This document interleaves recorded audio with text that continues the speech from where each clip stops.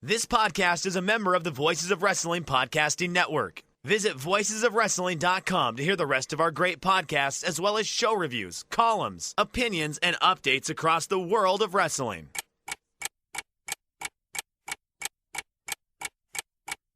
Welcome to Jumping Bomb Audio.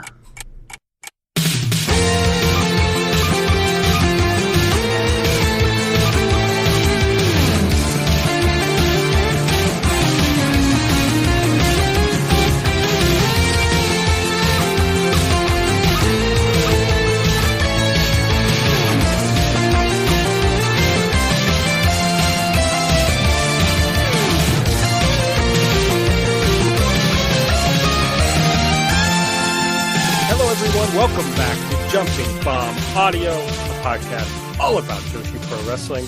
I'm Aaron. I'm joined by Taylor. What's up, Taylor? Hi, I thought I was going to open this episode by congratulating us on our 1-year anniversary, but I looked into it, and I realized that next episode is our 1-year anniversary. So not quite there, although we're very close. So that's an exciting thing that's coming up. But as always, happy to be here with you, my good friend, to talk some Joshi. I'm glad we didn't put the cart before the horse there, because you just don't know what could happen in 2 weeks' time. Yes. Anything could happen. I think I've talked about on the show before that I'm learning Japanese, and I was working on kanji recently, and one of the kanjis was for Joshi. And it really struck me, although I guess, I kind of knew this, but like in Japan, if you said the word Joshi to somebody, it just means like a young girl, right? But I just used the word Joshi to mean Japanese women's wrestling. Just kind of funny if you think about it. Did you mention that to your have you mentioned that to your teacher? Yeah, absolutely. Of course. Great. How did she react? Because I know she sometimes has different reactions to these things that you tell her about. Yeah, she was like, oh, no. She was just telling me, like, oh, yeah, in school, like they would use that word a lot, like refer to the little girls or little boys as Joshi or Danshi. But then so she didn't really have a funny reaction to that. But the other day I told her that it was Pro Wrestling Day in Japan, apparently.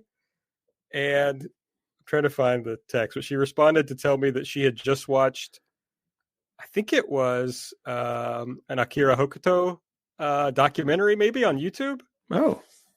Did I make that? It was either Hokuto or Manami Toyota. She had just watched some sort of, I think it was Hokuto. She had just watched some sort of documentary. And then, or maybe she watched a match or something. And I was like, oh, how was it? She was like, it was scary. It was very funny. And then she told me she watched I guess there's a documentary on YouTube about Yoshihiro Takayama. Oh, yeah, I think there might be. I think I've heard of that. Yeah, and I was like, wow, you've been watching a lot of pro wrestling content. Yeah, it was, she just said, the other day I saw a video on YouTube of Akira Hokuto. So I guess she decided she had already celebrated Pro Wrestling Day enough by listening to me talk about what the word Joshi means. I told somebody else this, though, and they were like, well, yeah, like we say lucha to mean like Mexican pro wrestling, but of course that's not what lucha means to like your average Spanish speaker. Sure. So. Well, it's good that you're learning from her and she's learning from you in a way. So, right? Yeah. Yeah, she made some comment the other day about like, I've learned so much about pro wrestling from you. I'm like, I'm so sorry. I'm so sorry. At least I pay her, so she's not just like you having to sit and talk to me for free. Okay. Follow us on Twitter, where I'll talk more about various language weird curiosities. That's what I'm going to go with. It's JBomb Audio. I'm at Aaron Like the Car. Taylor's at Taymambo. You can subscribe to the show, please, on the podcast app of your choice. If you just search Jumping Bomb Audio, hit subscribe. You'll get these as soon as they come out, which is usually on every other Monday. And give us a 5-star rating and review if you use the Apple Podcast app. We'd appreciate it. Tell a friend about the show if they like Joshi. Then that's one of the best ways to spread the word about the show. And if you want to donate, you can do so at redcircle.com/shows/jumping-bomb-audio. We have a lot to talk about today, Taylor. We're going to be previewing the Stardom Nippon Budokan card. Then we're going to look at Stardom's Korakuens from last week, the 13th and the 14th. Talk Tokyo Joshi, Ice Ribbon. We'll probably dip into the AEW Women's Tournament. A lot more, I'm sure. We'll talk about the Assemble card that's coming up over the next week. So there's a ton to talk about. I think the best place to start, Taylor, is the Stardom Budokan card. So we got the full card now. We'll dive into all the matches, but do you have kind of an overall take, Taylor, on the card as it looks now? Yeah, I think it's a fun card. There weren't too many more matches that were added, just the tag title match and the SWA title, and then a few names were added to the Rumble. But I think it will be a lot of fun. I think the main event, which is, I believe, officially Julia and Tom, is going to be excellent. But yeah, I mean, I'm looking forward to it. I'm very interested to see, this is sort of new ground, being at Budokan.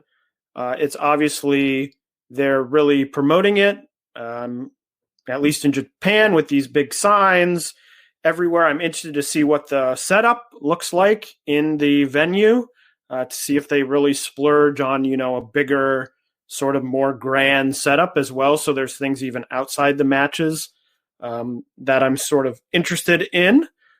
So yeah, I think it should be fun. And we'll talk about, there's some matches I think I'm a little bit more excited than others. But overall, I think it's a pretty good card.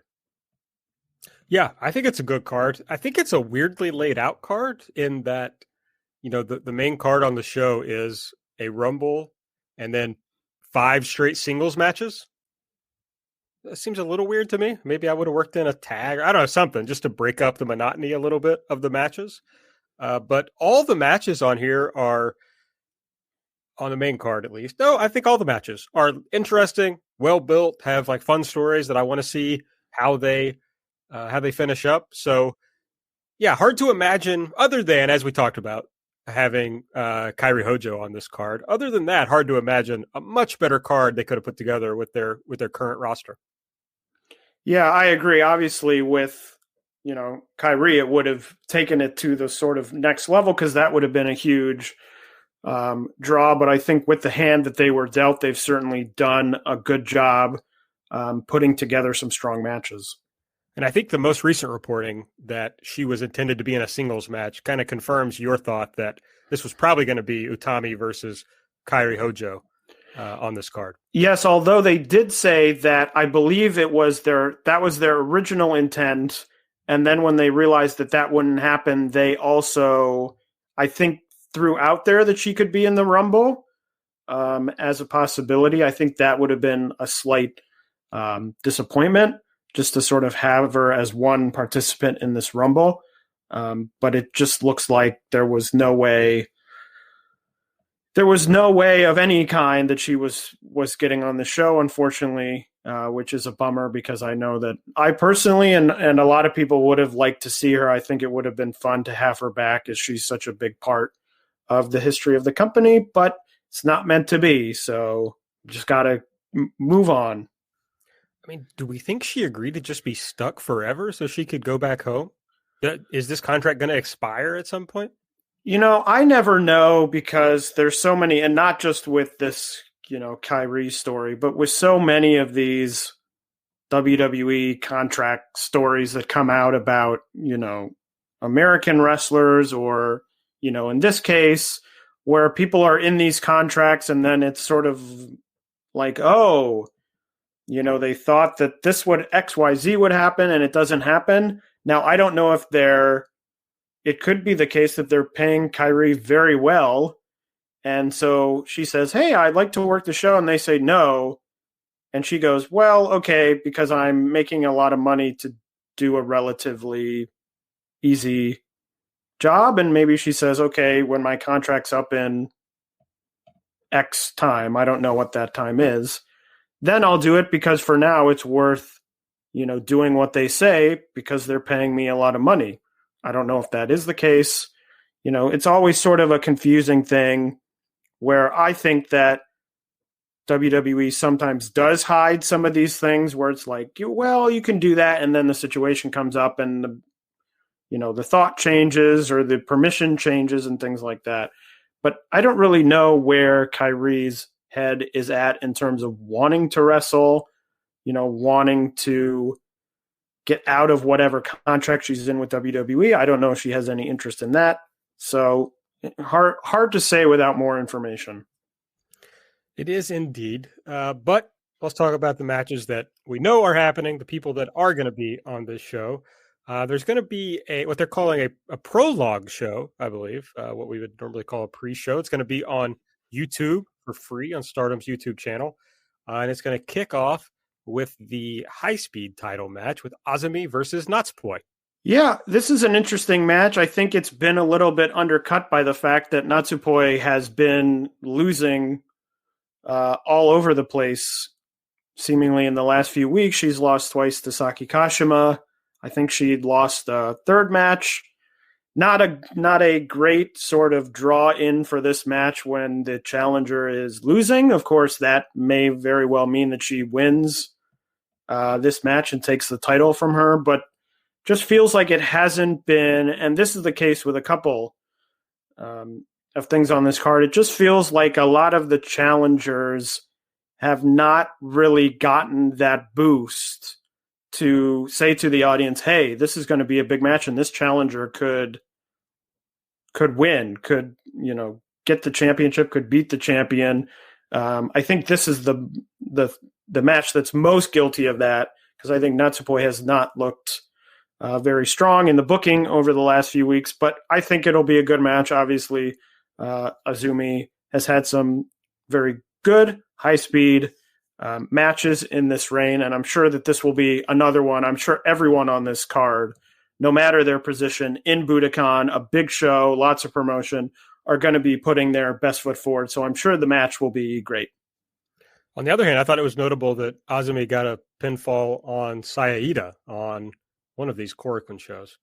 So I think she's pretty well positioned. But yeah, I agree with you. But at the end of the day, I just think this will be an excellent match. I don't know that we've really gotten everything I'd hoped to see out of Natsupoi so far in her Stardom run, but this is certainly a good opportunity with hopefully a lot of people watching to make a very good impression. Yeah, and I don't know if there's, obviously she was in Tokyo Joshi before this, and she sort of came in very heralded. People were very exciting, and I felt like for a large stretch of that run in Tokyo Joshi, it sort of was the same feeling of you had this very person who's very talented, obviously, that just never seemed to get to the place where at least I thought that she would be in the company. She had those good matches with Miyu. But that was really her highlight. I thought that she would be, holding a lot of titles, winning a lot of matches, and that never really came to be. So it's a little bit of a worrying trend that she seems to be sort of in that same position here where she's come in. People were excited to have her in the company, and she hasn't really lived up to those expectations. But maybe this is the beginning of that, her winning the high-speed title, and maybe that really gives her the boost that she needs.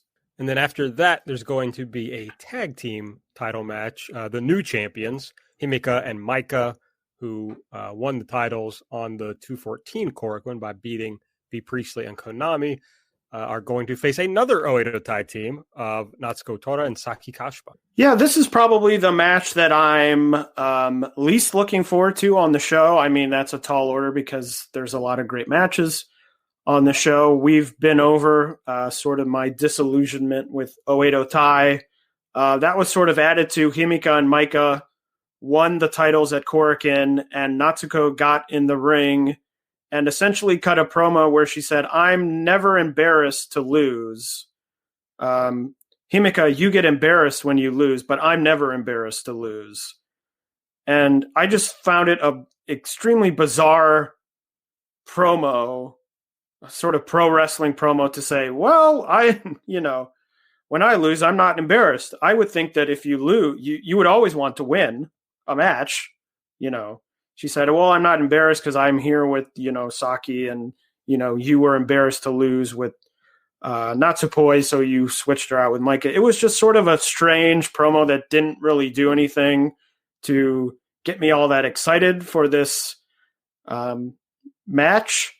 But, I have an open mind. We'll see what happens. I could see either of these teams, leaving with the championship. So I think that this is very up in the air in terms of results, which should give it a little juice. But yeah, it's just been sort of a strange, like a lot of Oedo Tai stuff has been over the past number of months, just a little bit strange for me. I pray to God that Himeka and Micah win this match. I would much prefer to watch their matches going forward. Yeah, it's like, okay, there have been, throughout wrestling history, there have been heels who have been, I don't know, even when heels, like when they cheat and do the type of stuff that this version of Oedo Tai does, it's to win the match. It's that, this style of heel is normally like, I can't win straight up, or I don't want to expend the effort to win straight up, which is a different thing. So I've got to do something else. And that makes sense to me. But if you don't want to win, what else is your motivation? I've never really heard that or understood that from Natsuko, like what her purpose is for existing in this universe. You know what I mean? So I'm with you. I don't get it. I don't like it. Oedo Tai, even like that tag title match on the second Korakuen, it's like the brand is just kind of toxic to me at this point, to where the matches have to really work to earn my attention. Yeah, and I always think of it as, I don't expect Stardom to be a sort of sport-like promotion, totally, like shoot style or something like that. But I just think of, if you were watching any other sport and, a team loses, you're watching a basketball game, a team loses, and they, grab an interview with someone after the game, and they say, oh, you lost, how do you feel? And that person went, well, it doesn't really bother me. It's fine that we lost. People would, people would go nuts, whether they're a well-liked player that you're interviewing or not well-liked. You would think the end goal for everyone in wrestling is to win. So when you sort of cut that out, it gets very hard for me to identify any reason to care. If you don't care if you win or lose, why should I care if you win or lose? Right. No, I couldn't agree more. And that'll be the match that people will see most, trying to get them to buy this pay-per-view. So, well, and as I said, I think everyone is going to sort of be on their A game, top game, it being in Budokan. So the match could be very good, certainly. But, it could have, that interference. I know they've been doing it less recently, but, you'd never know with these matches, and with some of the, with B. Priestley just in the Rumble, she may be out there causing some trouble, or, Ruaka, who is the newest member of the group, may be out there. So we'll have to see. The 15-year-old monster. Can you believe it? Truly, the 15-year-old monster joining Oedo Tai. That's right. Truly monstrous behavior on Ruaka's part. Okay, and then the main show is going to kick off with the All-Star Rumble. And here is the pretty long list of entrants. We got B. Priestley, Mina Shirakawa, Unagi Sayaka, Starlight Kid, Saya Ida, Gokigen, Lady C, Chigusa Nagayo, Kyoko Inoue, Mima Shimoda, Hiroyo Matsumoto, Emi Sakura, Rin Karokora, Mei Hoshizuki, Yusuke Aikawa, Yoko Bito, Miho Wakizawa, Hiromi Mimura, Yuna Manase, Harukaze, Koguma, and Momoe Nakanishi. So I guess the primary question is, do you have any feel or any thoughts about who might walk away with this thing? Well, I do have to say, we haven't gotten the opportunity to say this phrase that I feel like every podcast on earth in the past few weeks has said. But Aaron, Emi Sakura in this Rumble, is this the opening of the forbidden door, of the forbidden Joshi door. Well, I mean, it's not like Tsukasa Fujimoto is in here for her to face off with. I don't know. What do you think? I don't know. It's very, I don't know why. I don't know if there's reports of what, how this all came together. I don't know if it was Stardom, realizing Emmy has been at least a connection for the AEW stuff, and, Stardom trying to sort of edge their way into that by getting her in this Rumble. I don't know. It will be interesting to see if she, really does anything noteworthy in this Rumble. I have a feeling the Rumble's probably going to come down to largely current Stardom talent. I could easily see B. Priestley winning this. Or, someone like Starlight Kid or Saya Ida, could win this. But we'll see. I mean, I think that this is a lot of fun. I think it's a really good collection of sort of current Stardom talent, older, previous generation Stardom talent, and also some exciting outside talent with the Marvelous people and Kyoko Inoue and Mima Shimoda, who's sort of affiliated, Hiroya Matsumoto, who was sort of in and out of the promotion for quite a long time. Happy to see her back. So I'm really looking forward to this. I always like these Rumble matches. I like the one that they did on No People Gate. I always like the ones that New Japan does for Wrestle Kingdom. I especially like them, and it's a reason why I'm looking forward to this one. When you have talent there that isn't, it isn't just sort of your bottom level talent, but it's sort of people you can't see at other shows, sort of once in a while, people showing up, people coming out of retirement or whatever. So I'm really looking forward to this match. I think it's going to be a lot of fun. And for people who don't know all of the talent in the match, I think it will be a lot of fun to see them and sort of introduce themselves to a larger audience on this big show. I do think what you're saying about the Stardom AEW thing is interesting, because obviously B. Priestley worked Stardom, was signed to Stardom, Jamie Hayter. So there was like a Stardom connection in some way.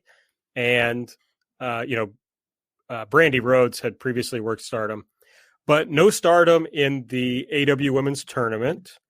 And I thought that was interesting. So I don't know what the connection is currently, or if there is one. So yeah, that is interesting, as you say. Of course, Bushi Road is, there's a New Japan connection clearly happening. So I don't know, but yeah, I don't know why Emmy's here. Obviously, she's a major player in Joshi Pro Wrestling, so it's cool that she's involved. I'm going to go out on a limb here, Taylor.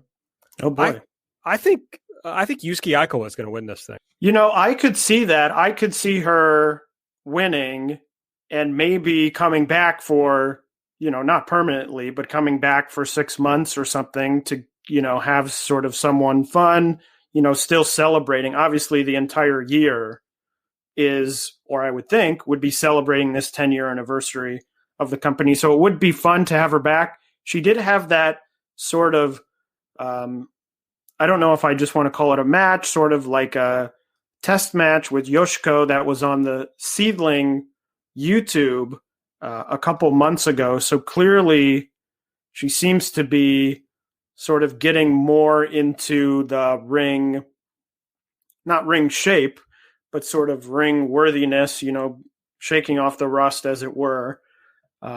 So I could see that as well. I think of all the sort of non-current Stardom talent, I think her name is probably most likely. I don't know if there's anyone else you could think of in terms of people who don't regularly work Stardom who could win. I don't really see any names looking at the list of names here. But yeah, it could be Yusuke Aikawa. Yeah, I just think that they specifically said it was a one-night only thing with her, which I thought was interesting, just because they haven't said that about anyone else. And then there's just been a lot of, you talked about that test match, there's been a lot of social media of just like her working out in the ring. And I'm like, are you really doing all this for this one night Rumble? I just find it hard to believe. I think she's going to win and have a little run here, but we'll see. Yeah, I think the match will be fun. And you usually get to the end and you're like, oh, so and so won, but that's really, obviously for the booking that's important, but I think for the enjoyment of the match, often who wins is not really the sort of most important thing. It's sort of seeing people interact with each other who you've never seen interact and things like that. So yeah, no, it's going to be fun no matter what, but that's just something I'm looking for. And then Taylor, the second match on the card, Momo Watanabe versus Nanae Takahashi. This is it, Aaron. It's the culmination of Momo's big push that she's been receiving. This is the 2-year story. It's all come down to this. Yeah, I mean, I did a tweet about it, but yeah, there's a lot of talk about how Momo was going to win the 5-star, and this was all building to her versus Utami, I think, at this show where she would win the red belt. And I think if you go back and listen to the show, you'll see that I never bought into that. And she never, I mean, what, God, did you see where I tweeted that I was impressed that how well she did in the Voice of Wrestling match of the year? And I said, even though she didn't have a push, I said something about she didn't have a push this year. And people jumped into my mentions talking about, she won the tag league, duh. And she had a few title challenges, duh. I'm like, okay, she was not pushed this year. Come on. Yeah, I did see that. Aaron. Yeah, I think it was just one of those things that obviously it's almost to me like Momo is, I don't know, like as a big Jungle Kyona fan, as I've talked about on the show, I've now become very sort of jaded with the whole Jungle thing. And of course she's injured now. So, obviously nothing's happening there. But I sort of look back at now I look back sort of like as an older person and say, oh, the Momo fans are in that sort of first steps of the Jungle process, which was that Jungle would challenge for the title and she'd lose. And it would always be like, oh, the reason she lost is because they've got to set up, XYZ in that she's got to lose 3 times in her hometown because then when she wins, it'll be blah, blah, blah. And of course, that's never happened. And I think people have largely, thought of, when Jungle comes back at this point, which may be at the end of this year, maybe a little bit earlier, the big question is now coming off an injury, slightly older, obviously having been out probably for a year at that point, whether anything at all will happen. But I just see the same sort of pattern with Momo where the first step is, oh no, what's happening is she's being pushed less, but if you just give it a minute, it'll happen, in 6 months, and then 6 months happens and it doesn't happen. You're like, oh, okay, they're sort of, they're waiting and then they're going to do this and blah, blah, blah. So yes, I sympathize. I sympathize with people who are hoping. I think everyone hopes that she gets a push because she's very talented, but it just doesn't seem to be in the cards at the moment. No, and she's 20 years old or whatever, so there's plenty of time, I suppose. And it's like it's healthier for me if you view her career instead as if she never had that white belt run, then it kind of makes more sense. You can kind of see like, okay, well, here's this like logical progression maybe. But if you consider that she is the longest reigning or has the most defenses for a white belt champion ever, I think of either belt, then it makes no fucking sense whatsoever the way she's treated. So I don't know. All that said, she's got this great match on this show. This should be excellent. I was just bummed to see it placed second on the card because I worry that means it's not going to get much time when I feel like it should be a more focused on match. Yeah, I don't know how much time any of this will get. I don't know if they're going out saying, hey, this is a big show. We'll give you a lot of time because it's big. and we want a lot of good matches. I don't know if that's the case, or if they're just going to run it like a usual show where the sort of earlier stuff gets probably 10 to 15 minutes. I mean, if that's the case, that would be a bummer. I certainly hope that isn't the case, and they give all 5 of these matches, all 5 of the top matches, a good amount of time.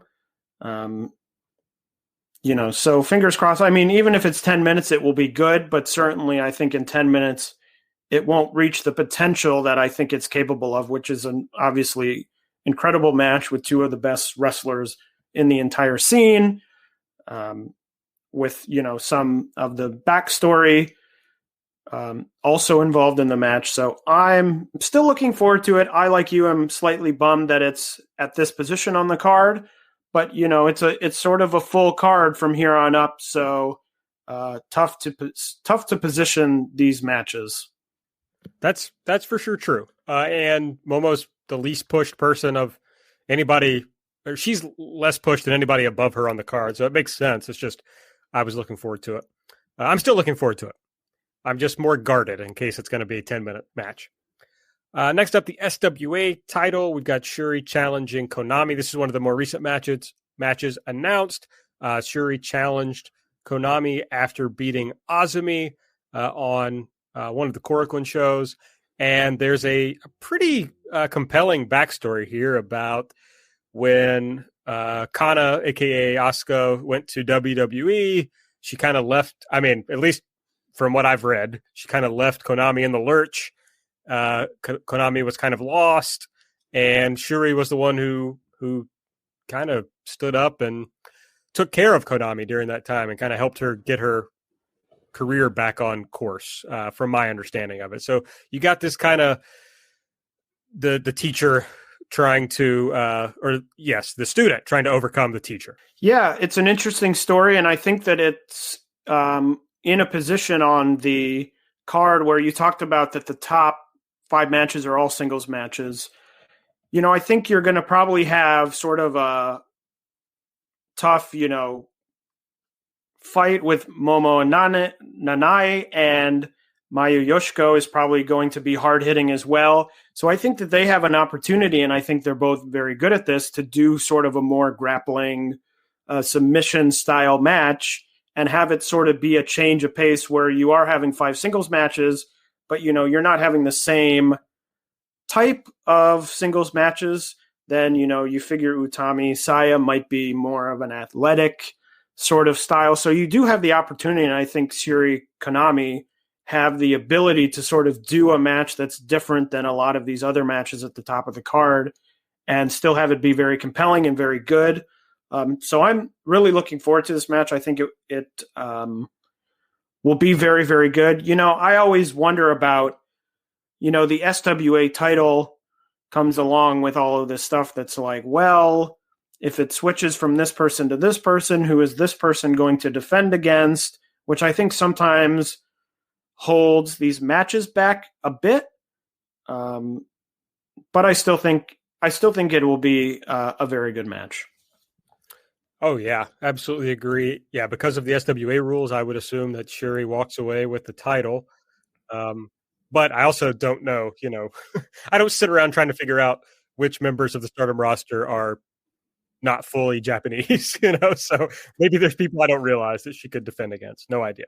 After that, the biggest one of the 2 Stardom seedling matches, and, a huge match as it relates to this being the 10th anniversary of Stardom.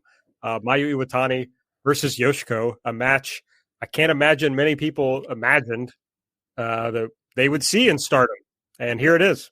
Yeah, a match that we talked about, I think, when the show was first announced that they were doing Budokan. I think I threw out there that maybe they would have this sort of, or they should maybe have the seedling involvement to sort of give the show some juice. I was still surprised when it happened. I think that this will be, an excellent match. I think it will also be, as we'll talk about in a second, a very hard match to follow because obviously Mayu is excellent. Yoshiko has been very, very good and still, I think, improving and getting better. month over month and year over year. So I think this will be great. I think you have that little extra, juice to it with the past. I still see some people who are like, oh, this match shouldn't be happening. At this point, in the last however many years, I think it's been shown Yoshiko has, been reaccepted by the fans and things like that. So I'm not particularly worried about that, but I think that whole idea of that this all happened, I think actually sort of adds to the match instead of, taking away from it. But this might be the match, maybe the main event, but I think this might be the match I'm looking most forward to because I think it'll be very interesting to watch. And I think it'll be, obviously excellent. I can't imagine Mayu on a huge stage like this, having a clunker with really anyone. No, this is almost certainly, anything less than a match of the year level match, I think is a disappointment, to be honest. It should be great. The red belt title match, Utami Hayashishita versus Saya Kamitani in a very big spot for tall Saya. Yeah, I think we talked about this on the last show or maybe the show before, but we were debating what would main event. The main event would have been a tough spot for this match, but I also think really no matter, obviously it wasn't going to open the show or something. So it was going to be near the top of the card. And I think really no matter where they placed it, it was going to have a hard time sort of living up to the matches around it. We just talked about the previous match. We're sure will be excellent. The main event has these huge stakes. I'm sure it'll be a wild match. It'll have, obviously, someone's going to lose and get their head shaved, so that will be a big moment of the match. So I think that they were sort of in a tough spot with this match, sort of trying to put it in the most favorable position possible without, obviously, sort of de-emphasizing their top title. This is a match, I think it has a sort of low floor, high ceiling where I could easily see them going out, something doesn't go, quite right. And the match sort of just never clicks. And I could also see them rising to the occasion, delivering a great match. It all comes together and we're like, whoa, they really overperformed, especially because I think that this match has not been, I don't think people have been super down on the match, but I think people see this match and they say, okay, of the sort of 5 top matches, this is the one that is least assured to be an excellent match. And so maybe that will help them where sort of the lower expectations as compared to some of these other matches that have very high expectations, they can take those low expectations and over-deliver as opposed to having very, very high expectations and maybe slightly under-deliver. So it'll be an interesting match to see. As you said, it's a huge spot for Saya, who has not been really anywhere near this type of spot. And we'll see what happens. Maybe it's a case where she gets thrown to the wolves and she delivers, and that's the big moment. And then all of a sudden they have this new player who's had a huge moment on a big stage, and that's a huge boon for them. Or it could be a thing where it doesn't go that way and, everyone says, oh, she wasn't ready, and maybe that hurts her long term. But sort of the most interesting of the top 5 matches in terms of outside of will it be a good match, is sort of how it affects the company going forward into the future. Yeah, I think that's a fair way of putting it. I'm not expecting this match to deliver. I think Saya has had some rough spots in some of her bigger matches. And I think Utami, when you see her having to go out there with someone who is below her level, I think she struggles to pull them up to having a really great match. I don't think we've really seen that from her. So, and I'm a huge Utami fan. I think she's great. I just think, people forget how young she is in her career. I know she's older, but she hasn't been wrestling that long. she came in with right around the same time as Saya Ida, right? So, it's not surprising that she's not able to just pull anybody along to a very great match. So I think we should still give her plenty of rope on that. But I haven't seen it yet. So I'm definitely going to be someone with low expectations. And, I'm hopeful that it will easily exceed those and it'll be great. But I am glad that they decided to put the white belt match as the main event. Julia versus Tom Nakano in a hair versus hair match. There's no way Tommy and Saya it would have been so hard to come out and perform after, what should be a very emotional match between these two with, the climax of somebody getting their damn head shaved. So who's walking out of here? Bald. Taylor.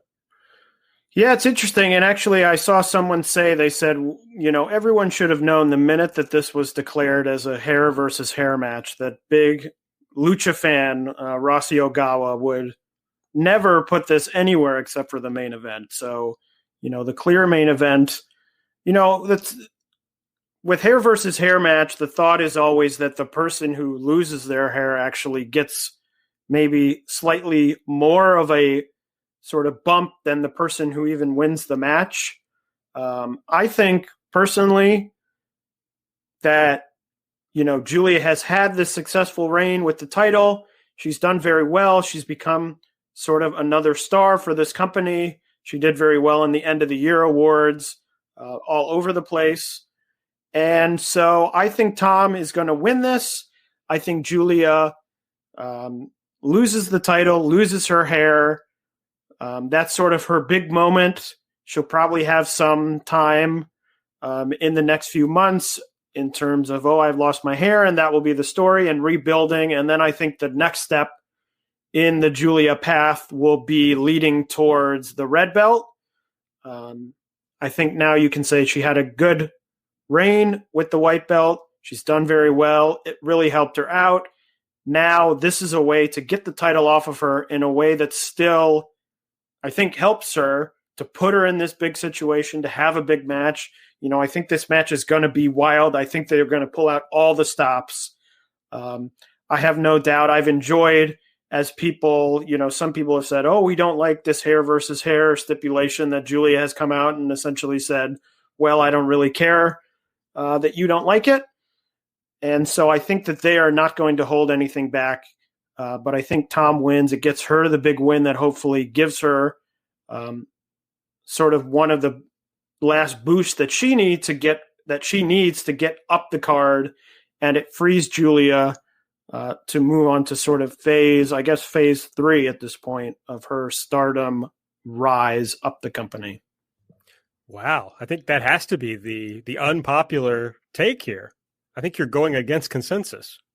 Well, we have often with Stardom gone against consensus on this podcast. But I may be wrong, but I just think, to me, if you think of it the other way, okay, Julia wins, she still has the white belt, and then I think eventually the end plan is Utami Julia. I think somewhere down the road, I don't know if that's in a couple months, if it's in a year, whatever it is. But I think, obviously, the longer Julia has the white belt, the longer it is until you can start that story. And I just don't see a world in which Julia wins this match, a big hair versus hair, and then comes back next month and loses to, I don't know, someone in just sort of a standard match at like a Korakuen Hall. And it's like, well, you lost the title. And also, I think that winning the match is the boost that Tom needs. And I think Tom is sort of circling around that, sort of waiting for the final boost up. She has her own faction now. And so I think that would be, then she would be the white belt title, finally sort of get that big win in this feud that's been going on for many months, where Tom has not been able to get that win. So I think it would just satisfy a lot of things that have been, up in the air for Stardom. I think you're right that it's the most effective finish in that you boost Tom. It frankly would feel a little cruel at this point. Like Tom never gets the big win, and now she also gets her head shaved. For Julia, I also see what you're saying. She ends up coming out the focus of the match, right? Because then we watch her like climb back up from this like humiliating event where she got her head shaved. But you can't discount that like it's very important in Stardom if you are pretty, and Julia obviously would still be very pretty without any hair, but are they going to put her on the front of World Pro Wrestling if she doesn't have hair? You know what I mean? Like, I think that's, and they're trying to sell 8x10s and et cetera. I think that's important in Stardom, and she's obviously the biggest star in the company. So that's the thing that gives me pause about them doing the right thing story-wise. Yeah, I just think about if Tom loses her hair, then what's the next? What's step number? So that would be sort of step number 1 or whatever. What is the next step with Tom where you go, okay, you tried to win multiple times, you lost, and now you lost your hair. And I just don't know where they would go from there if that's the path. Yeah, no, you're right. I did notice recently that Julia seems to have like trimmed her hair, whereas it seemed like she was growing it out for a long time. So at least that's not standing in the way, I suppose. But and like, what does Julia gain from like this big image of her standing over Tom and shaving her head? Like, it's not like we view Julia as a big monster, right? Or that we need her to have this like really awful moment where then we really want to see somebody conquer her. She doesn't really need that. Yeah. You've talked me into it. I don't know. I'm very persuasive. You are. It's a good argument. I guess the last thing we should talk about is how to watch the show. Oh yeah, we haven't mentioned that yet.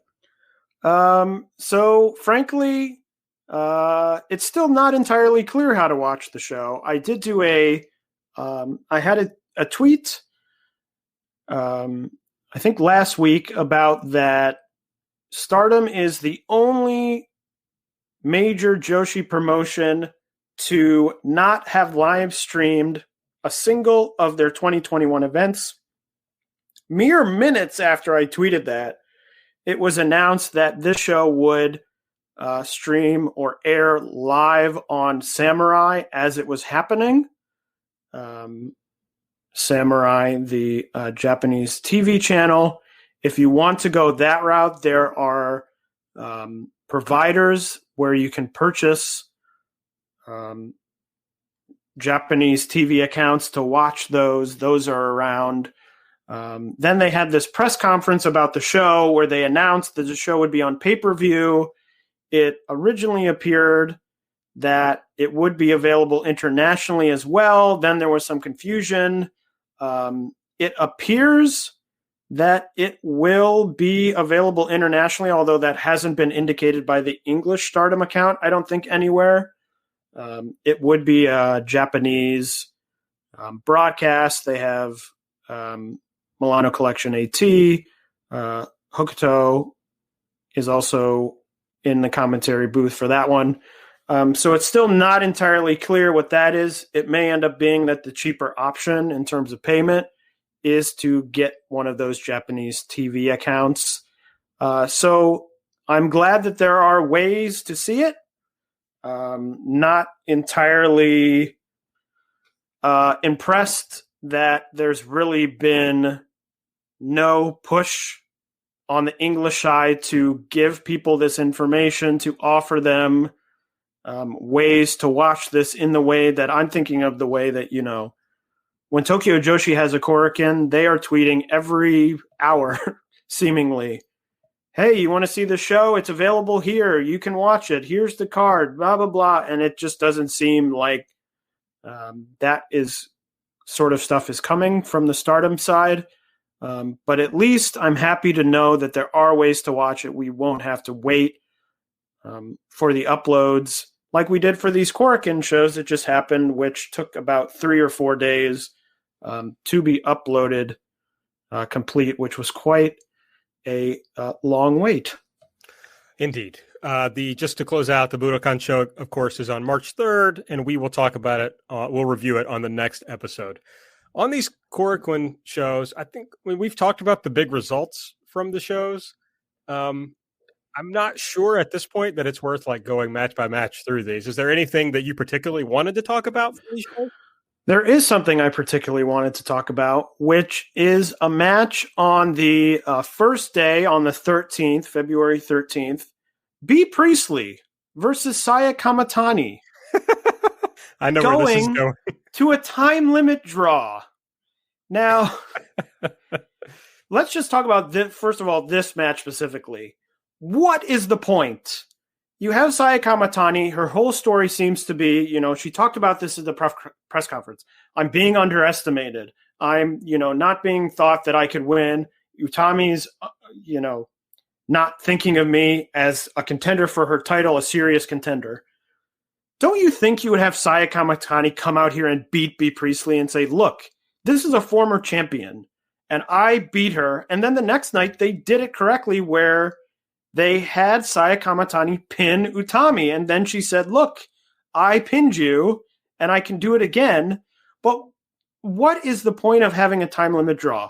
I guess the argument could be, well, B. Priestley had a title match the next night, so you don't want to make her look weak going into the title match. But they lost the title match.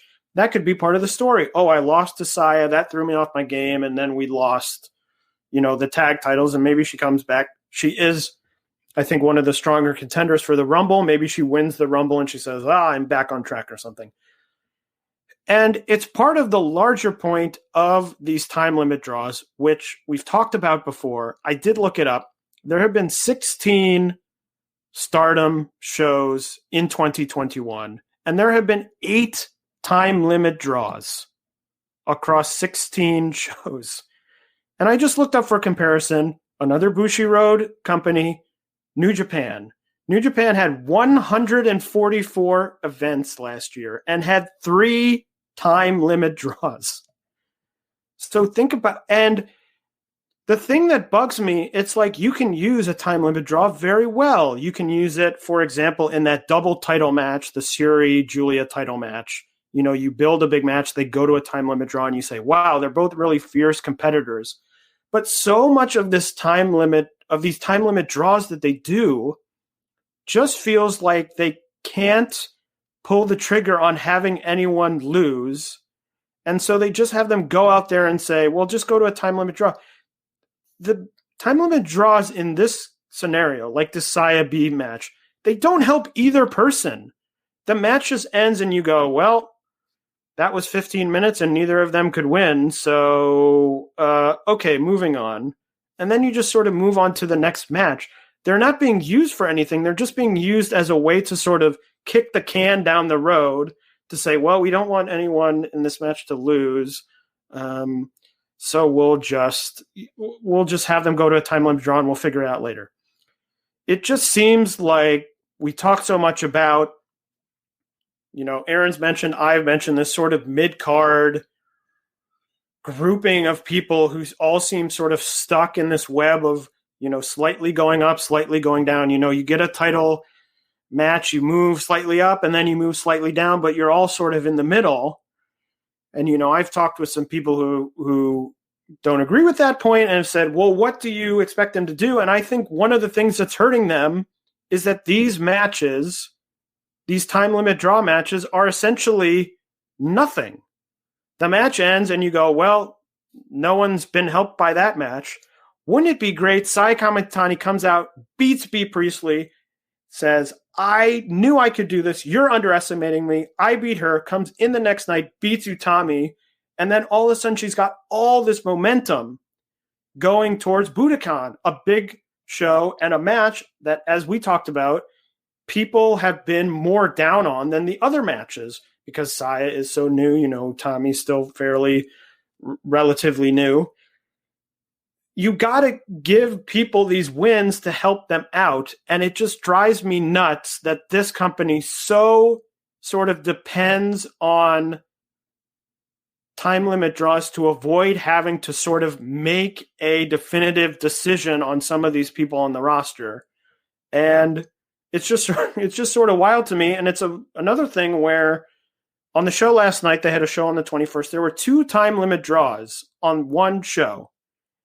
And I just think as a person going to shows, if I'm there live, I'm paying for a ticket that's $50, let's just say.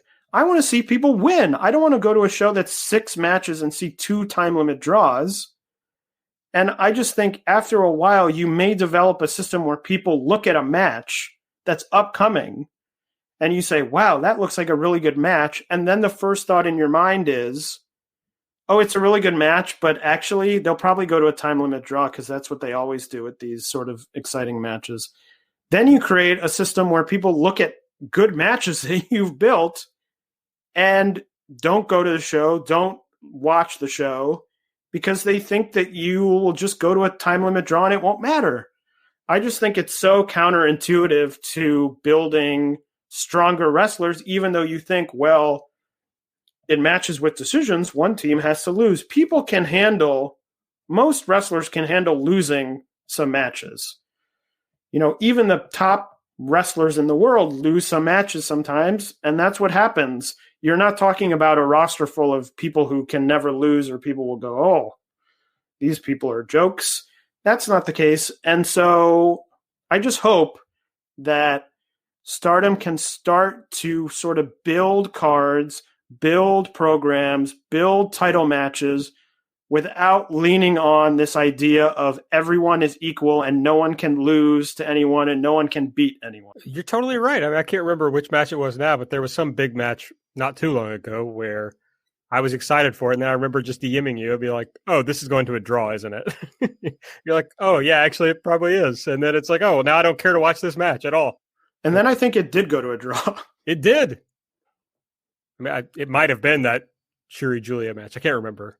But yeah, whatever it was, we kind of like sussed out it was going to be a draw. And then it's like, well, fuck, now I'm going to sit through this 20 or 30 minute match, whatever it is, knowing nobody's going to win. It just kind of sucks all the fun out of it.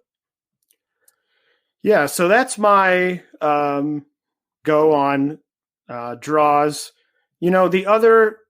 I thought these shows were fine. I think that, the title matches, at least on the first show, I think the work was good. I think that they were badly hurt by that it was fairly obvious.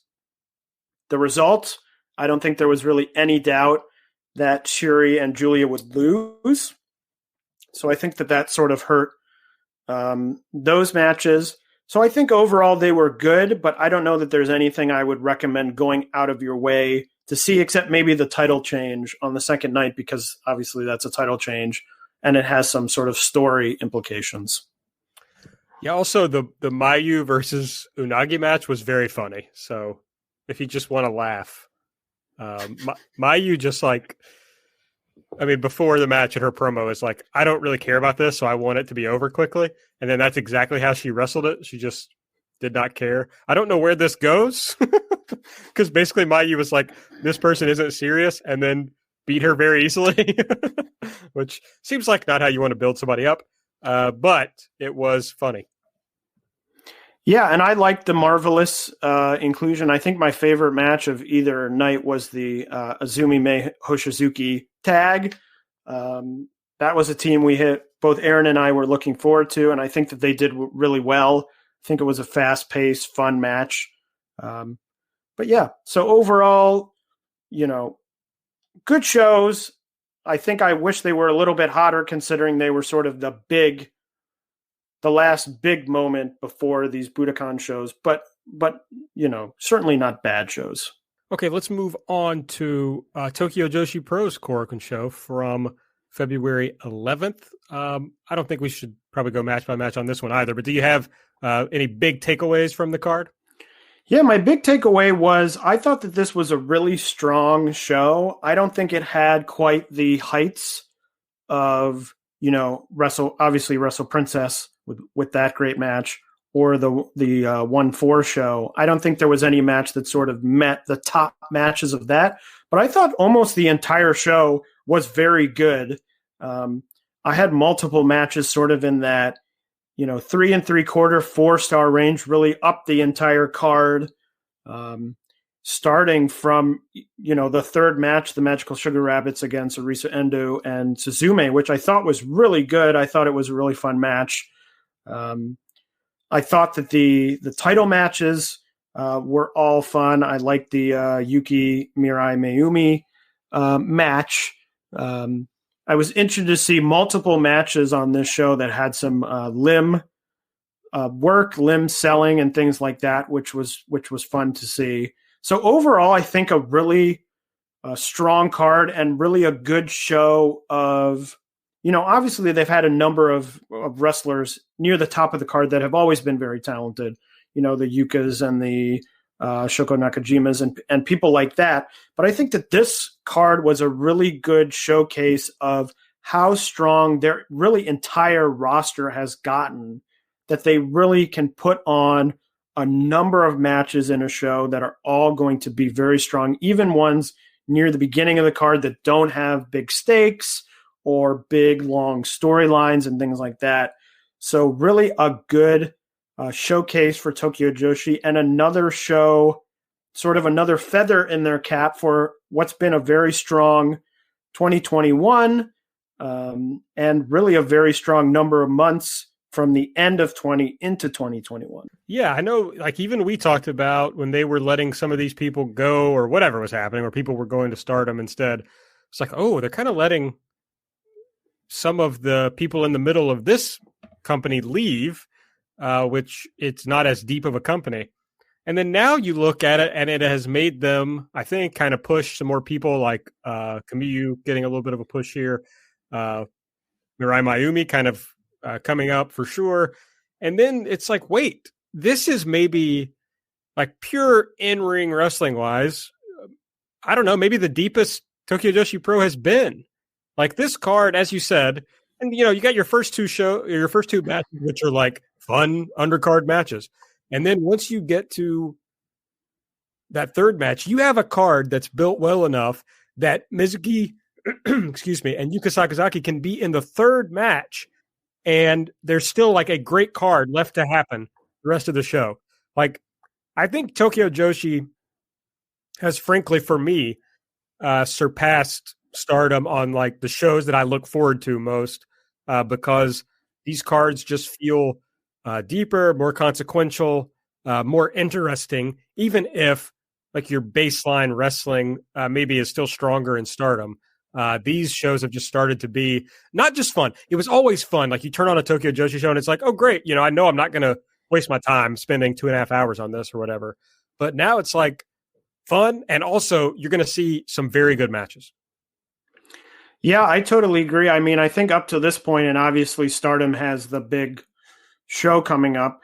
I think in ring wise, I think that Tokyo Joshi, in terms of at least at the top end, has had a stronger year than Stardom. Now, of course, Stardom, a lot of it seemingly has been sort of aimed at this big Budokan show, which I'm sure will deliver a number of really excellent matches. But I just think, even if you would have said that a year ago to a lot of people to say, Tokyo Joshi will have this great in-ring, up and down the card, great in-ring work. I mean, I know on this very podcast, a number of months ago, we were talking about, Tokyo Joshi, it's not quite clicking, and we were talking about the fact that they don't really have a lot of heels, and it's sort of a different style of wrestling to some other promotions.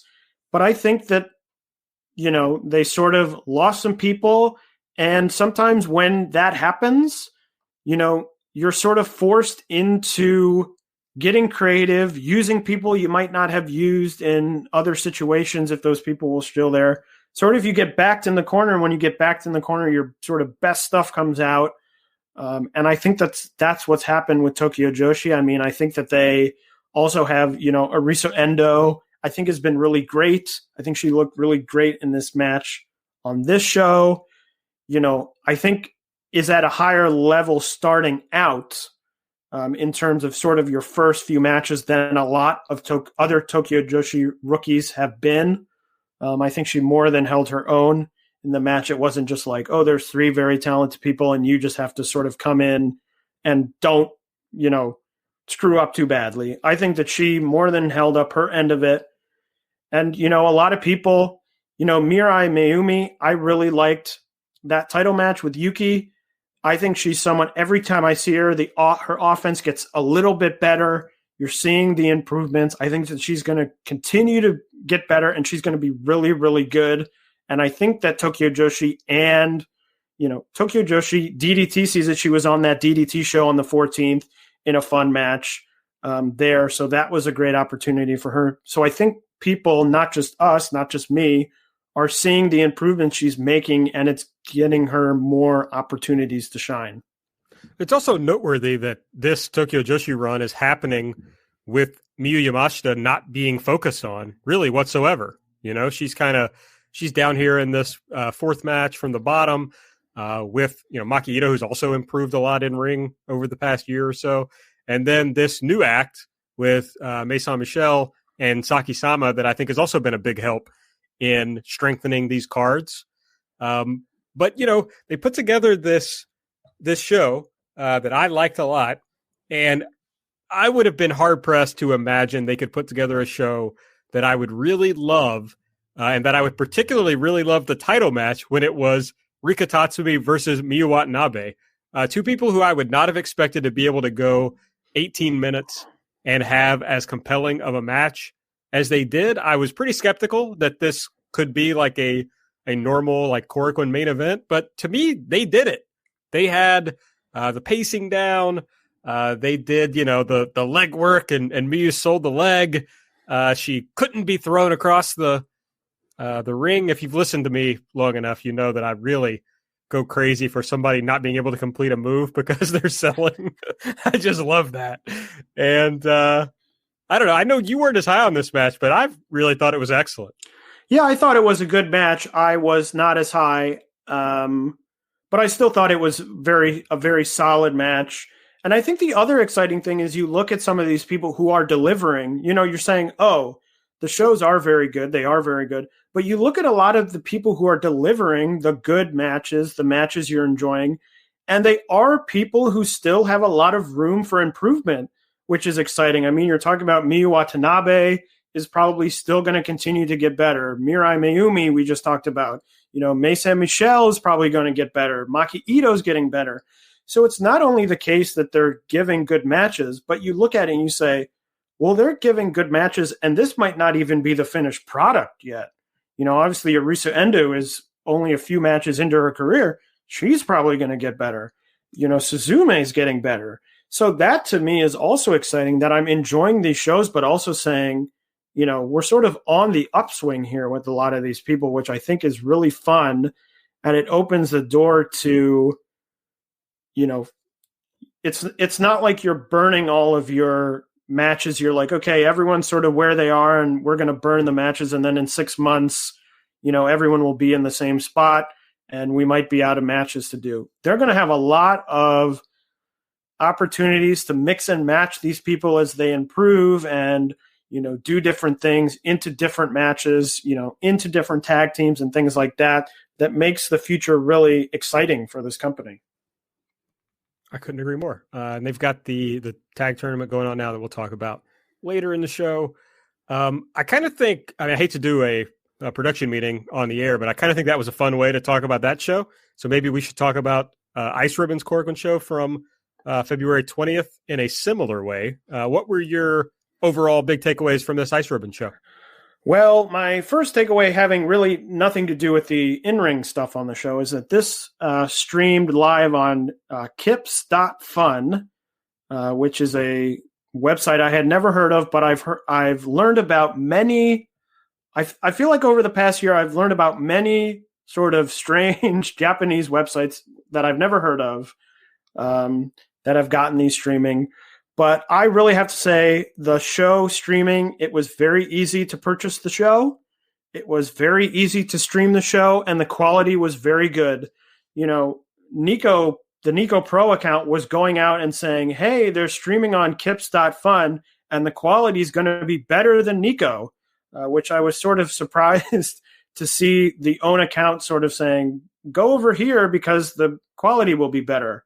I don't know if they had some sort of deal with, monetary deal or something like that. But the quality was very good. They had commentary for the whole show. It was a really great and easy way to see the show. So if you've been sort of scared off by the Nico system, which I know can be sort of overwhelming for new people in terms of you have to go and you have to buy credits, and then you use the credits to purchase the shows, and it's not entirely clear. This system was really easy to use, to see the show. I think the show is going to be up on demand at least through the beginning of March.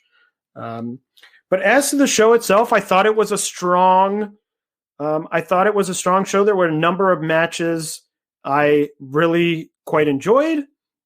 There were some matches that slightly sort of under-delivered on my expectations a little bit, but overall, I think it was a very good show that built well. I even liked, the Suzu Suzuki, the first hardcore match in her 7-match series against Yuka Miyamoto. I thought it was a good match. I had sort of big expectations going in that weren't exactly met, but I think that it's clear from watching this match that it's sort of going to be the first step in this sort of journey for Suzu Suzuki in these hardcore matches. So obviously you don't want to start a 7-match series out, a hardcore match, doing all this crazy stuff. They sort of kept it sort of not simple, but sort of simple hardcore. They had chairs, they had bells at one point, they had a ladder. I liked the Fantastic Ice title match, although I found that with a lot of these sort of matches, that these Risasura Fantastic Ice sort of more hardcore matches sort of start out a little slowly for me in terms of the action, and then sort of build up to the finish that I get really invested in. This one didn't quite have the build at the very end, although Itsuki Aoki took 2 very hard chair shots directly to the head where the chair, I think, was supposed to pop out, and it did not. And then the top 2 matches I thought were both excellent. I went 4 stars on both. The Rebel and Enemy Joint Army tag match I thought was really good. As I've talked about on the show before, I really like Joint Army. I think they're a cool they're different than a lot of other things that are happening, not only in Ice Ribbon, but in all of Joshi wrestling.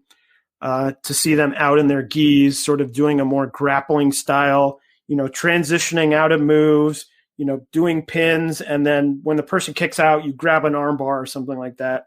I thought that was great. And then the Infinity title match I thought was really good. I thought they went fast. It was only 17 minutes. It wasn't sort of the epic match that the Fujimoto Suzuki match was, which is a match I really loved, and we unfortunately didn't get a chance to talk about on the show just because of when it aired. But I thought that was a match worth checking out. And this match was very good. I went 4 stars. Fujimoto is already in February, I think, sort of a clubhouse leader in terms of Wrestler of the Year, in terms of the number of matches she's had that have really delivered for me. Yeah, I also really liked the show. The quality was nice. My production gripe is that they did a lot of cuts, and they did the dumb WWE thing where they would cut on impact on moves sometimes. Did you notice this? Yes, although I noticed it less. I actually noticed it a lot on and we'll talk about that in a second, the AEW women's tournament show. I noticed a lot. I thought that was over, so I think maybe this was slightly less, so I noticed it a little bit less. But yeah, that is a pet peeve of mine, is sort of that cutting on impact, because I think in people's minds they think it's effective, but I think it actually is the opposite, where it takes away from the impact of a lot of moves. Yeah, and it just gives me a headache, really, all the cuts. Just do the wide angle, and then on particularly important things, zoom in or whatever, or give me an angle from the side, depending on how they're set up or whatever. But anyway, the one match that you didn't talk about that I really enjoyed was the Thekla and Yuki Mashiro versus Tai Hanma and Tsukushi match. It was just a lot of fun. Mashiro is green in the ring, but already has great charisma and like a really advanced understanding of the performance aspect of wrestling.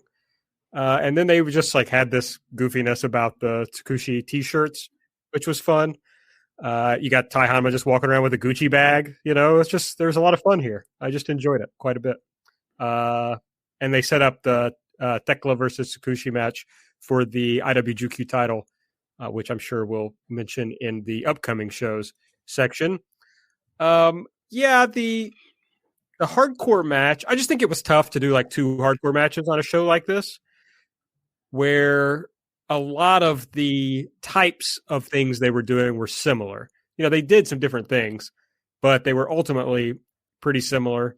But you had some really good bumps in the hardcore match with Miyamoto and Suzuki. As far as the Fantastic Ice match, you don't see a lot of unprotected chair shots anymore, so it's always like, holy shit, whoa. Also, I really just feel bad for Risa Serra's knees, because I've noticed in these matches she loves to drive her knees into chairs and ladders. I wouldn't suggest doing that personally if it were me. The Ice Infinity title match was excellent. The way that Fujimoto uses her body creatively is always innovative. It's always unique, just stuff that you don't really see from other people. It certainly helps in a match with somebody like Yamashita, who's very strong, so she can kind of base for Tsuka in a very nice way. But there was like even the flash pan that ended the match. It was like very cool the way that she kind of spun around, and as I said, Yamashita was an important part of that. But the way she was able to do it, I thought was very impressive, and that's something that she does in basically every match. But even like, it doesn't matter how much I watch her, I'm still impressed with it every time. Yeah, I mean, I think that she's been excellent for a number of years, and I think she's one of sort of a grouping of Joshi wrestlers that I think in the larger sort of picture of the entire world of Joshi and the history of Joshi, and really in all of wrestling, gets very underrated and sort of forgotten about, because she's been coming out for so long and sort of giving, having great matches, delivering on a high level for so many years, that I think if people who are less familiar with her or aren't familiar with her really had a chance to look back at some of her sort of higher end stuff throughout her whole career, I think a lot of people would be surprised to find out how much there is of her sort of delivering on this high level for so long. So I'm happy to see her get the title. I'm interested in this. I'm glad that, Suzu loses the title, but immediately goes into this sort of new story, that they don't just say, okay, you lost the title, you're going to the bottom of the card or something. She loses the title and she immediately gets into this sort of story of these hardcore matches. So I think it helps both of them in a way. After the Infinity title match, Maya Yukihide came out and challenged Fujimoto for the next Korakuen Hall show, which is on March 27th. That should, of course, be another excellent match. So really just lining up between the best friends stuff in Seedling and the single stuff here, just a really strong couple of months for her. All right, let's head over into our Spark Notes section, and briefly we'll talk about the AW Women's Tournament, at least the Japanese side of the bracket. In the first round, we had Yuka Sakazaki beating Mei Suruga, Emi Sakura beating Veni, Ryo Mizunami defeating Maki Ito, and Asha Kong defeating Rin Katakura. Any big surprises here for you, Taylor? I don't know if there were any surprise results. Obviously I was pulling for Veni, as I've talked about on the show, but it makes sense. I mean, you look at the 4 winners, they're all people who have been in AEW, at least one AEW match before, and the 4 people who lost have not been. So that makes sense. I thought it was very good. I thought Excalibur did an excellent job with the commentary. seemed very informed, very researched about who these people were, where they were from. They had that original sort of announcement of the matches with Tony Schiavone, which had some issues to it, seemed to be very much a thing where someone just sort of Googled very quickly and threw something together. But Excalibur seemed very well researched. And I thought that they came off, I thought it came off very well. I saw a lot of positive feedback to the show, people saying, oh, I've never seen so-and-so, I've never seen Veni, I've never seen Rin Katakura, and I'm more interested in these people. So really that's what you hope for when you put something like this together, for people to watch it and find people they're interested in and hope to see again. Absolutely. The Emi Sakura Veni match was my favorite of these four. I thought it was excellent. I went 4.25 on it. This was Emi. I don't think Emi showed her best when she was in AEW, and this was like, okay, this is the kind of match I want to see out of Emi. Veni also is obviously excellent. So that was definitely my favorite of the four, but I thought they all had things that I liked. But that was easily the best for me.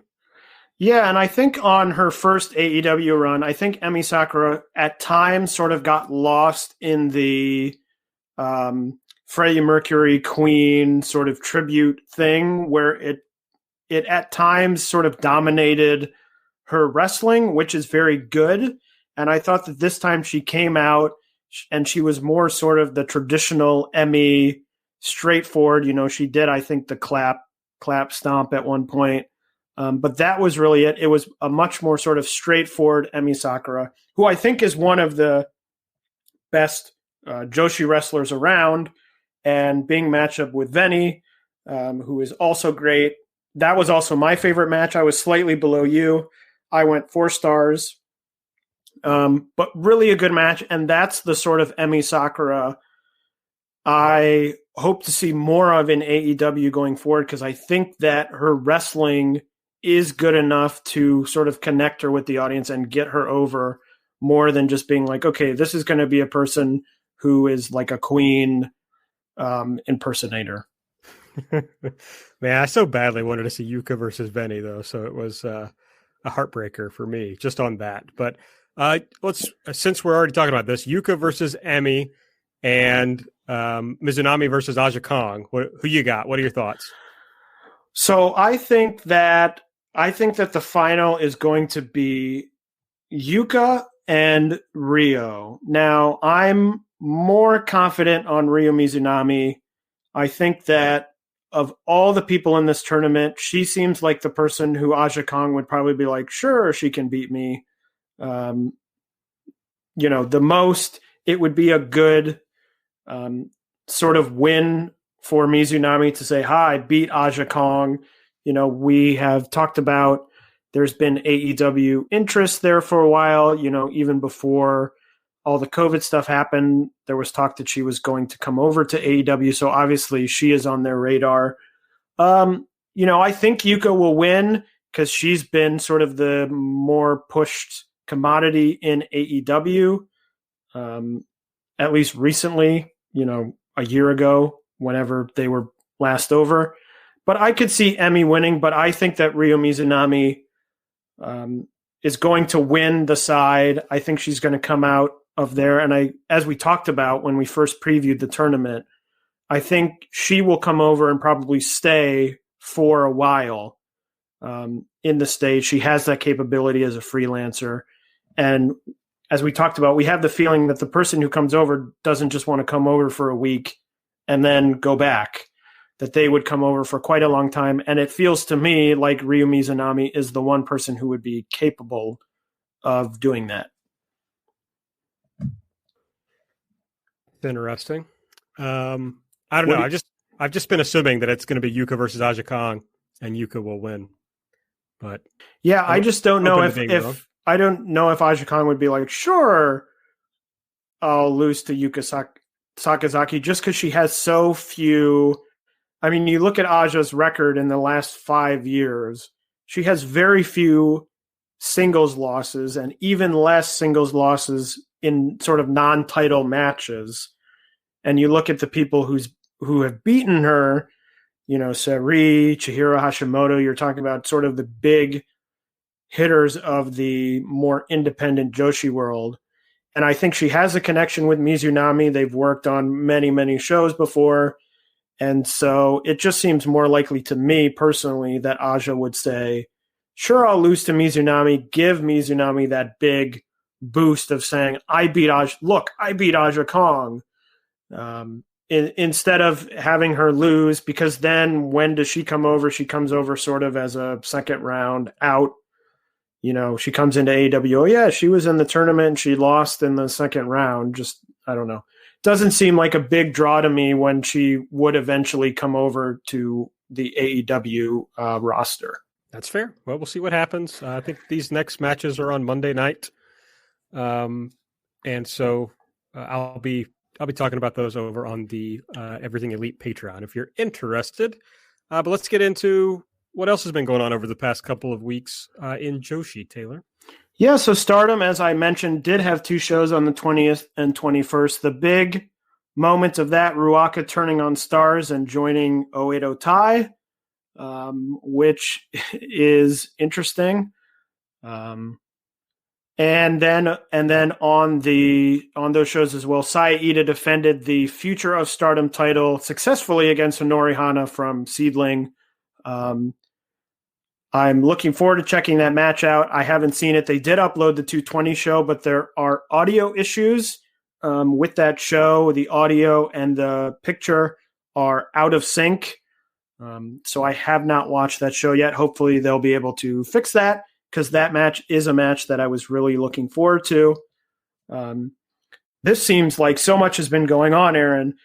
Seedling had a show on February 10th where they had the big Seedling Stardom tag match, Arisa and Nanai versus Momo and Saya Iida, a match that I thought was really great. I thought Saya Iida looked really, really good. Arisa looked good. I thought the whole match was very good. I went 4.25 star. I thought that Nanai and Momo might have been maybe holding a little bit back naturally for their big Budokan match. But overall, a match I really enjoyed. I thought it was a lot of fun. And as I said, I thought Saya Iida just looked like $1 million, taking a lot of punishment, showing a lot of charisma. Aaron, you watched that as well. What did you think of that tag match? I loved it. I'm looking at my notes here. I said it was at least 4.25. That was my rating. I'm not sure. I apparently didn't have the guts to go 4.5, but at least 4.25. What you said about Iida, I do think Iida came out as like really proving herself in the match. I'm not sure she's ever gotten her ass kicked quite like she did here. It was a lot of fun watching Arisa just completely no-sell Iida's forearms and most of her offense generally. But they put together like a really cool match of just kind of beating the shit out of Iida and Momo early on. But then they got a nice comeback before they ultimately lost. Momo proved, I think, again, that she's one of the best in the world. She didn't stand out in a negative way. It's like, oh yeah, she belongs in here with Arisa and Nanai. And Iida showed she belonged too in a different way, of course, but she didn't look out of what's the word I want? Out of whatever. Place, out of sorts, out of place. Okay. She did not look out of place in the match. So I thought it was great. I loved it. Yes. Tokyo Joshi also had the first 2 shows of their tag tournament. So the final 3 matches, the semifinals and finals, will take place on their March 6th show. The 2 semifinal matches will be Neo Bishikigun against Hikari Noa and Sena Shiori, and Miyu Yamashita and Maki Ito against Shoko Nakajima and Hyper Masao. So that should be good. Those 220 and 221 shows, nothing to go out of your way for, but both really fun shows, very quick. You could probably get through both of them in less than 3 hours. They're very quick shows, very short shows, but a lot of fun. Get to see a lot of fun matchups, so worth checking out. Ice Ribbon, the one thing we haven't talked about is in the Peas Party show, they have been having the Peas League, which is a round-robin tournament determining the next challenger for the IWGQ title. It's 2 blocks of 5. Currently, in the A block, Itsuki Aoki is leading with 3 points. Momokogo at 2 points. Now Ishikawa at 1 point. And Yappy and Yuki Mashiro at 0 points. And in the B block, Honori Hana from Seedling and Rina Shingaki are tied at 2 points. Bani Okawa and Madeline are at 1 point. And Satsuki Totoro is at 0 points. So that will continue happening on all of those Peas Party shows. Also, last night for free on YouTube, Ice Ribbon presented Tax Pro Wrestling, which is a pro wrestling show where they teach you about doing your taxes. They had a little tax mascot there. The main event was for the vacant Tax Pro Wrestling titles, and it was the drop kickers of Tsukasa Fujimoto and Tsukushi against Risa Sera and Suzu Suzuki. The rules were that you had to score a 2-count fall and then correctly answer a question about doing your taxes. It was a lot of fun. There were a lot of incorrect answers given. And like I said, it's for free on the Ice Ribbon YouTube. So worth checking out. I really enjoyed the show last night. Aaron, caution, Diana had a show on February 14th where Luminous, the former tag champions, were defeated again by Ayako Sato and Tsukushi. What an awful Valentine's Day. I'm so sorry to, in 2 consecutive shows, have to bring you such bad news.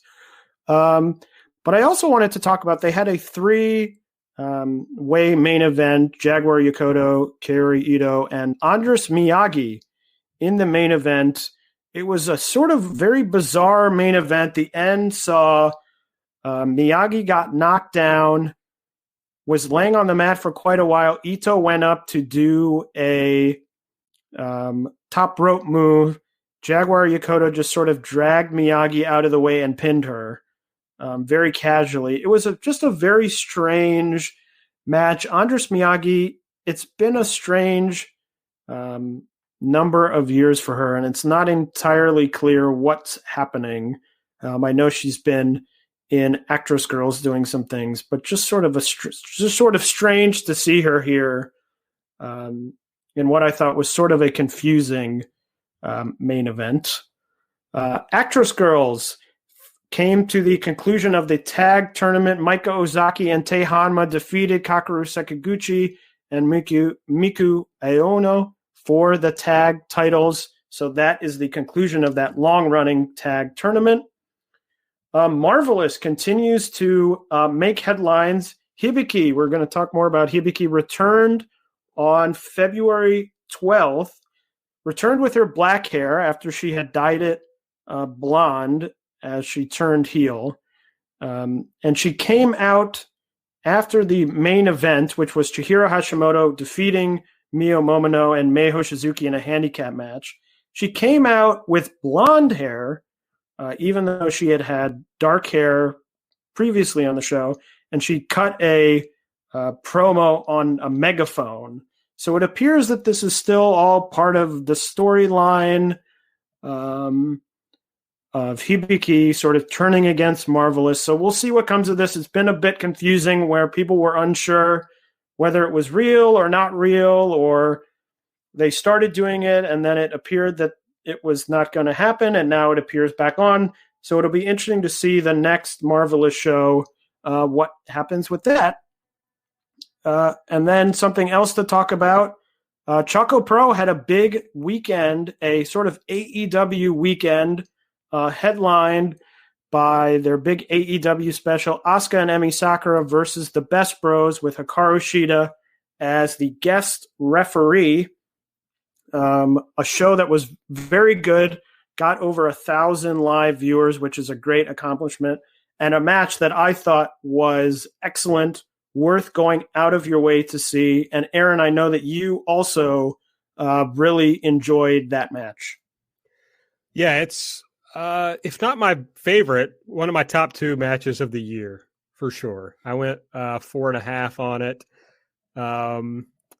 Trying to look back at my notes, but like something that really stood out was just like, yes, Mei Suruga is good at everything, but she's especially good at emoting, at selling. It's just the stuff that she can get across with her face, and it works particularly well in Choco Pro because the camera is up so close, so she can really get things across. But yeah, it was an excellent match.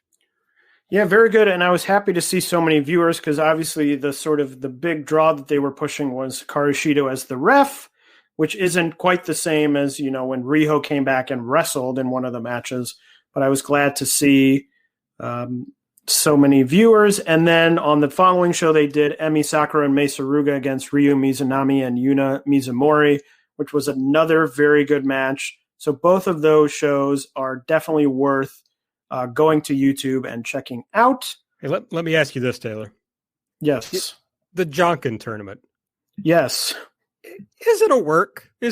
Am I getting worked? Aaron, it's so funny you brought this up because many times I have wondered whether or not it is. I can't believe that it would be. It just seems like such a strange thing to make into a work. But is there a specific thing that happened that prompts you to think that it may have been a work? I'm just saying that Shida won this one, although she was given a bye to the finals, but she did win. And when Riho showed up, she also won. So. It looks curious. That's all I'm saying. Some of them, having seen, I believe, every single one that they've done, some of them appear clearly to not be worked. I mean, maybe they do some where they're like, okay, just make sure you lose this one. So, Hikaru Shida wins or something. But I have to believe in my heart that they are not worked, because I think that would be absolutely wild if this tiny promotion in a Ichigawa Chocolate Square was working their Jonkin tournaments on YouTube. So I'll keep the faith that they're not worked. All right, I respect that. And that is everything that happened over the last 2 weeks. And besides the Budokan show, also coming up in the next 2 weeks is the next Assemble, Pro Wrestling Assemble show, which is going to be on March 6th. The card is Marvelous is debuting their brand new rookie, Ai Hosan. She will be going up against Makoto Shindo in the first match. The Sendai girls are sending a 6-person tag: Chihiro Hashimoto, Kaneko Natsuho, and Kanon, one of their newer wrestlers, against Mika Iwata, Manami, and Yurika Oka. Marvelous's official match on the show is Mio Momono and Rin Katakura against Mei Hoshizuki and Maria. That sounds like a really good match. Also, no Hibiki, so that will be something maybe to keep an eye out for. Pure J, Leon and Raideen Hagane against Akari and Haneko Nakamori. Seedling, Nanai Takahashi and Honori Hana against Arisa Nakajima and Riko Kaiju. Wave is sending a match, their first match on a Assemble show. Sakura Hirota against Yumi Oka against Yuki Miyazaki against Nagisa Nozaki. So a 4-way match. That's pretty unique. I think the first one that they've done in Assemble. The freelance T-Hearts match, Yumika Hoda and Tsubasa Kuragaki and Riko Kawahata against Chikayo Nagashima, Makoto, and Asuka. And Stardom is sending another match, their second match on these Assemble shows. Starlight Kid and Mayu Iwatani against Momo Watanabe and Azumi. That should be a good match. Excited for that match. It will be interesting to see. That will be the first Stardom appearance after the Budokan show. So it will be interesting to see what condition everyone is in. Stardom does have a few shows before the Budokan show. They have a show on the 23rd of February and on the 27th. The 23rd has another Unagi 7-match series match against B. Priestley. Also has an Utami and Saya Kamatani teaming together to take on Himika and Maika. And Shuri and Natsupoi taking on Momo Watanabe and Azumi. The February 27th show has Julia against Saya Ida. That sounds like an interesting match. Another Unagi match, Unagi against Shuri, and Starlight Kid against B. Priestley. And then the next show after the Budokan will be the Stardom Korakuen Hall show on March 7th. That'll be interesting to see. Obviously, nothing announced for that show yet. I'm sure we will get that information as part of the fallout of the Budokan show. Seedling has a show coming up on the 26th. It will have Honori Hana versus Riko Kaiju 1-on-1. And the main event, a 6-person tag, Nanai Takahashi, Arisa Nakajima, and Riko Kawahata against Makoto, Asuka, and Tsukushi. Sounds like a good match. It's also been reported that it is sort of a tryout audition match for Kawahata. She is part of T-Hearts, which seems at this point not to be an official promotion, but just sort of a collection of freelancers. So we'll be interesting to see if she becomes more of a regular fixture on Seedling shows. Tokyo Joshi has a show on February 27th, but their next big shows are the tag finals, which are on that March 6th show. And then they have their third Open Rec pay-per-view, which is going to be a 12-on-12 match. I think they did one of those 12-on-12 matches very early on during the quarantine period, which was a lot of fun. So worth checking out if you like that first match. Sendai Girls has some shows coming up, still crossing over with Marvelous.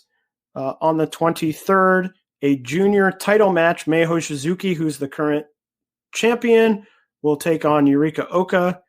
And then Dash Chizako and Mika Iwata against Mio Momono and Rin Katakura, which is part of that Road to Gaia-ism build.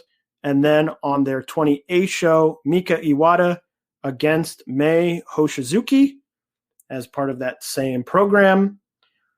Ice Ribbon, their next show is the Yokohama Ribbon. As Aaron mentioned, Tsukushi versus Thekla for the IWGQ title will be on that show, a match that will be certainly worth checking out. I'm really looking forward to that match. Diana has another dojo show on their YouTube that's highlighted by a Haruka Umasaki versus Rina Shingaki singles match. I'm really looking forward to that. I think Umasaki has been very good. Marvelous has a show on the 26th. Hibiki is on that show taking on Mei Hoshizuki in a singles match. So something to keep your eye on there as that story continues. Wave, the next Regina DeWave title match is coming up on February 28th. Sakura Hiroto will take on Kaoru. That should be a good match. And then Choco Pro Season 5. That AEW weekend was the end of Season 5. Season 6 starts next weekend. And it will be interesting to see what the stories will be, how that season progresses now that they have passed the AEW tournament and everyone should be back. So that's something to keep your eyes on. So a lot going on in the next 2 weeks of Joshi. Yeah, I would expect the Budokan show and hopefully we can get to them in time, the Tokyo Joshi Tag Finals, I would expect to be the main things we talk about. But I'm sure plenty of that other stuff will come up also. Yeah, we've really gotten into, things are ramping up with really all the promotions. So there's going to be a lot to talk about in the upcoming weeks and months. All right. Was there anything else you want to talk about before we go, Taylor? No, Aaron, as I say every week, we covered it all. I was just trying to set you up to say your famous catchphrase. All right. Make sure you follow us on Twitter at JBombAudio. I'm at Aaron Like the Car. Taylor's at Taymambo. Subscribe to the show. Give us a 5-star rating and review if you use the Apple Podcast app. Tell a friend. And you could donate at redcircle.com/shows/jumping-bomb-audio. But that'll be it for this week. We'll see you in about 2 weeks. Bye-bye.